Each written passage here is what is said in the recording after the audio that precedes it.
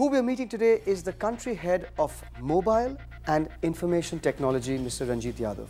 Under his stewardship, just before he comes, you should know that they consolidated their leadership position in the touchscreen segment and have aggressively done very well in the smartphone segment. So without any further ado, I'm going to introduce you to Mr. Ranjit Yadav, country head of mobile and IT. Armed with years of experience and having worked with HP Asia Pacific as director, Ranjit Yadav now looks after the mobile and information technology division of Samsung India Limited. Under him, Samsung Mobile India saw its market share increase primarily due to the introduction of affordable smartphones and the consolidation of its leadership position in the touchscreen segment. Having secured Samsung's position as the number 2 player in the market, he is looking out for volume growth, living up to the fact that Samsung is the pioneer of the tablet technology in India.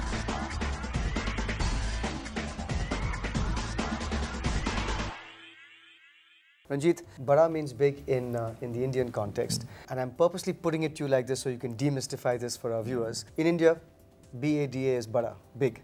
But we know that BADA, as Samsung knows it, is not big, nor is it an Indian word. Tell us more about it.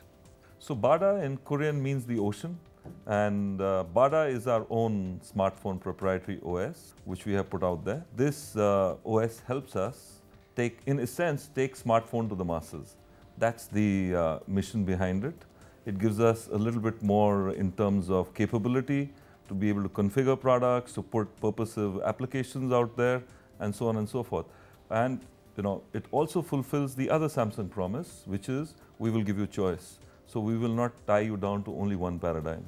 Finally, before I throw open the floor to the contestants, because I know that they would love to ask you questions, but I always bully them and have the first say. India, the internet, and this whole idea of it being a vastly untapped market. True or false? And if true, then does Samsung have plans? And if so, what plans? So to answer your question, true. Yeah? It's very straightforward. India is a young country, so there are millions and millions of young people out there. And the biggest dilemma today is how do they connect up to the net? So I would say young people across the world are the same. They need to get connected, whether socially, on the net, or to communicate, social networking, and so on and so forth. That's there. The challenge in India has been the pipe, on how do they connect out there. So one of the gap areas, for example, broadband access is only available in some 13-14 million households in India. The whole paradigm shift with 3G coming in, with smartphones coming in, gives a huge inflection point and an opportunity for people to connect via mobile devices. This wasn't there a few years back.